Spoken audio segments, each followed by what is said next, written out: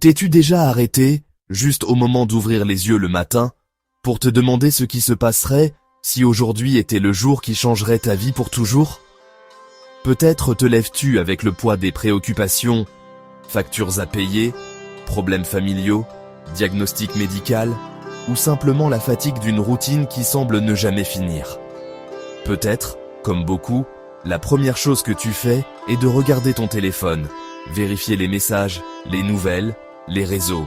Et sans t'en rendre compte, ton cœur est déjà chargé avant même que ton pied ne touche le sol. Mais, et si aujourd'hui tu décidais de commencer autrement? Et si, avant toute autre chose, tu invitais Dieu à être le premier dans ta journée? Aujourd'hui, je veux t'emmener dans un voyage spirituel qui transformera ta manière de te réveiller. Plongeons dans la parole, découvrons comment des hommes et des femmes de foi commençaient leur journée avec la bénédiction de Dieu. Et à la fin, je t'enseignerai et nous ferons ensemble une prière puissante pour que chaque matin soit une rencontre avec le Créateur qui t'aime. Imagine ouvrir les yeux et ressentir la paix, la force et le but. C'est ce que Dieu veut t'offrir aujourd'hui. Dans un village poussiéreux de Galilée, le soleil commençait à peine à poindre entre les collines. L'air frais de l'aube apportait avec lui le chant des oiseaux et le murmure des habitants se préparant pour un nouveau jour. Jésus, avant même que la foule ne le cherche, se levait très tôt, alors qu'il faisait encore nuit, et se retirait dans un lieu solitaire pour prier. Marc 1, 35. Là, dans le silence, il parlait avec son Père. Il n'y avait ni bruit, ni interruption, seulement l'intimité d'un fils qui savait que sa force pour la journée venait de cette communion. À un autre moment, le psalmiste proclamait « Fais-moi entendre dès le matin ton amour, car en toi, j'ai mis ma confiance. » Psaume 143, 8. C'était une déclaration de dépendance, un rappel que l'aube n'est pas seulement un changement de lumière, mais une occasion de renouveler l'âme. À l'époque biblique, l'aube marquait le début des travaux. Bergers menant leurs troupeaux, femmes allant au puits, commerçants ouvrant leurs échoppes. Mais pour ceux qui aimaient Dieu, la journée ne commençait pas par le travail, mais par l'adoration. Daniel, même en terre étrangère et sous menace de mort, priait 3 fois par jour, et sans aucun doute, le matin était pour lui un moment clé. Daniel 6, 10. Imagine Marie, la mère de Jésus, se réveillant et, avant toute tâche, élevant son cœur dans la gratitude et l'offrande. L'histoire biblique nous montre que les grands actes de foi ne naissent pas dans la précipitation, mais dans le calme d'un cœur qui cherche Dieu au début du jour. Et, au cœur de l'histoire sacrée, le matin a toujours été symbole de nouveaux commencements. La manne tombait à l'aube. Exode 16, 21. Les compassions de Dieu se renouvellent chaque matin. Lamentation 3, 22, 23. La lumière qui brise l'obscurité rappelle que, peu importe ce qui s'est passé hier, aujourd'hui, Dieu tend à nouveau sa main. Maintenant, pense à ta vie. Combien de fois as-tu commencé la journée le cœur battant, courant contre la montre, sans te donner un moment pour respirer et reconnaître que Dieu est avec toi? Nous vivons dans un monde qui nous pousse à la hâte, à la productivité, à mesurer notre valeur par ce que nous faisons. Mais l'histoire de Jésus priant à l'aube nous rappelle que le véritable succès du jour ne se mesure pas à ce que tu accomplis, mais à celui avec qui tu marches. C'est comme un bateau qui prend la mer. S'il n'ajuste pas sa route dès le départ, il finira loin de sa destination. Ainsi va notre vie.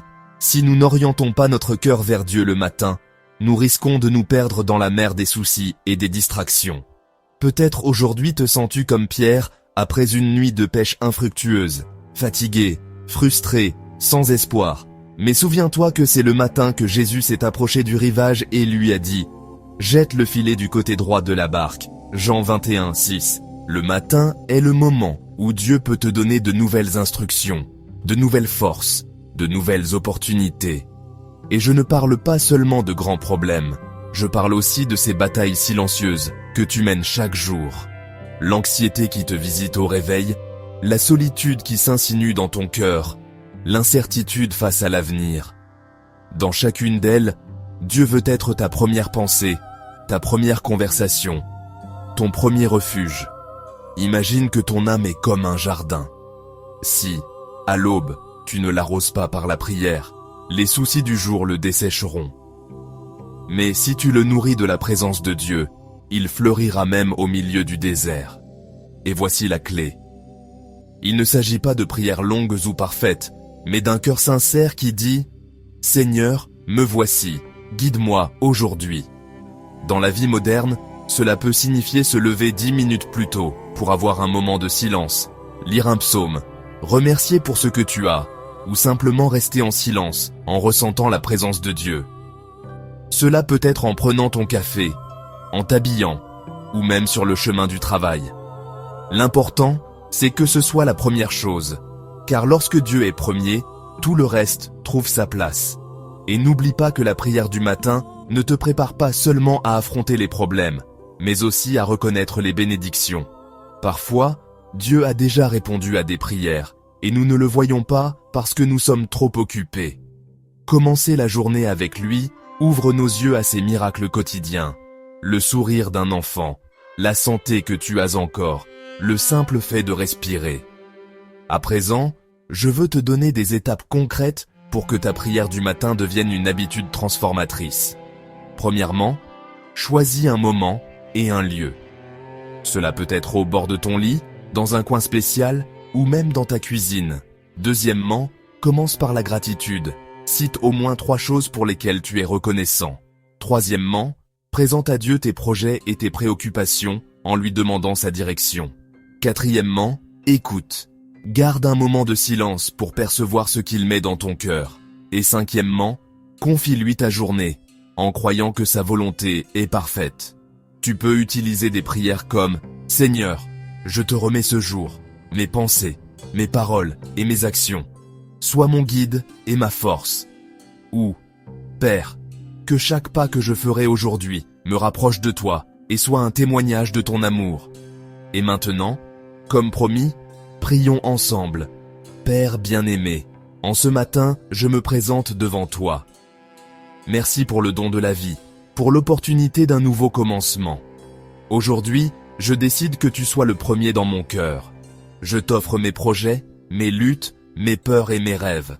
Répands ta bénédiction sur mon esprit pour que je pense avec sagesse, sur mes lèvres pour que je parle avec amour, et sur mes mains pour qu'elles agissent avec justice. Protège-moi de tout mal, conduis-moi sur des sentiers de paix, et fais de moi un instrument de ta lumière au milieu des ténèbres. Que ton Saint-Esprit m'accompagne dans chaque décision, et qu'à la fin de cette journée, je puisse dire « J'ai marché avec toi, Seigneur. » Au nom de Jésus, Amen. Si cette prière a touché ton cœur, rejoins notre Légion de foi en t'abonnant. Nous sommes une communauté de croyants qui, comme une légion transformée par le Christ, marchons ensemble dans la foi, nous soutenant et priant les uns pour les autres. Partage dans les commentaires comment Dieu agit dans ta vie et écris Amen si aujourd'hui tu choisis de commencer tes matins avec lui.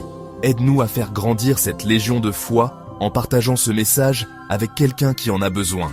Mets un like si tu veux faire partie de cette communauté de foi inébranlable et active la cloche pour ne manquer aucune réflexion biblique quotidienne. Souviens-toi, chaque matin est une nouvelle occasion de recevoir la bénédiction de Dieu.